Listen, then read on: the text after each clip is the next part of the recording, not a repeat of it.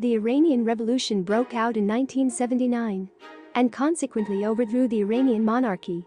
The Pahlavi dynasty, the Shah, Mohammad Reza Pahlavi, fled his country. Khomeini became the country's supreme leader. With his approval, demonstrators broke into the U.S. Embassy in Tehran, seized 66 American citizens and held 52 of them hostage. Iran demanded the king's return in order to stand trial. 6 Americans escaped from the U.S. Embassy and hid at the houses of Canadian diplomats. Tony Mendez, who had worked in the division of the CIA, hatched an elaborate plan.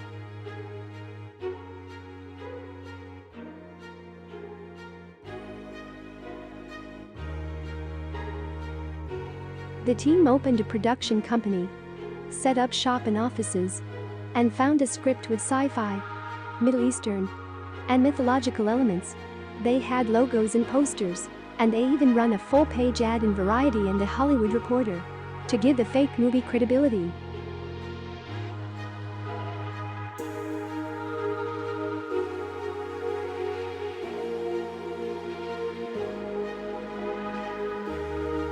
In reality, the group stayed at the home of Canadian official for a few nights, then they split up and moved to different places. But it's true that they had little to do except reading, playing Scrabbles, and drinking.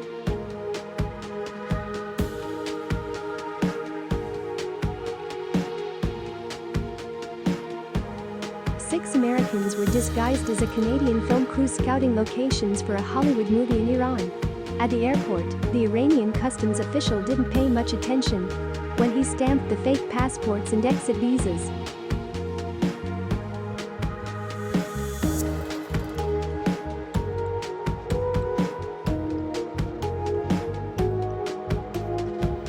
The CIA safely whisked 6 U.S. Embassy staffers out of Iran with a film that never existed. It was a successful rescue. After the rescue, the production house found that they had received 26 scripts. One was from Steven Spielberg.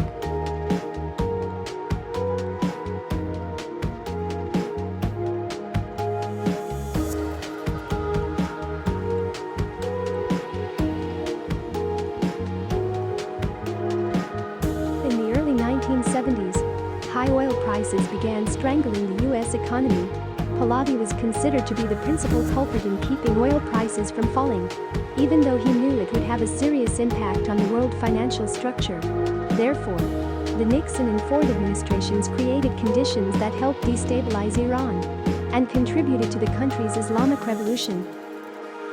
After his regime collapsed, the Shah fled to the United States. Following treatment in New York, the Shah was informed he could no longer remain in America because his presence would jeopardize the negotiations over the hostages in Iran. So he went to Panama instead.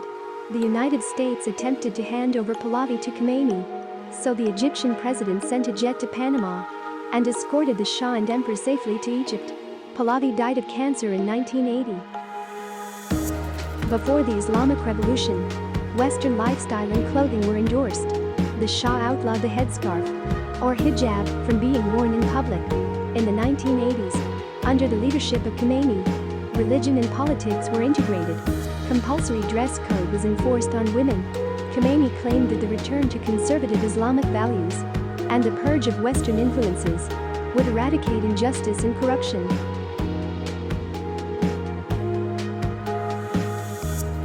Former U.S. President Jimmy Carter said, "The Iran hostage crisis was his biggest regret. With 8 U.S. servicemen dead and no hostages rescued, it was an ill-fated military operation. The events doomed his presidency." Carter lost re-election resoundingly to Ronald Reagan in 1980.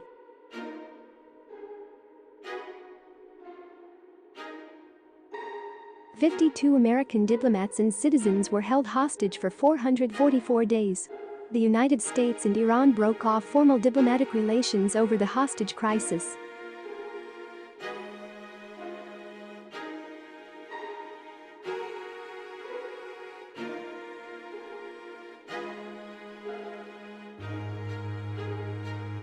In 2015, the Americans taken hostage at the United States Embassy received financial compensation. Each of the 53 hostages received $10,000 for each day they were held captive. In addition, spouses and children received a one-time payment of $600,000.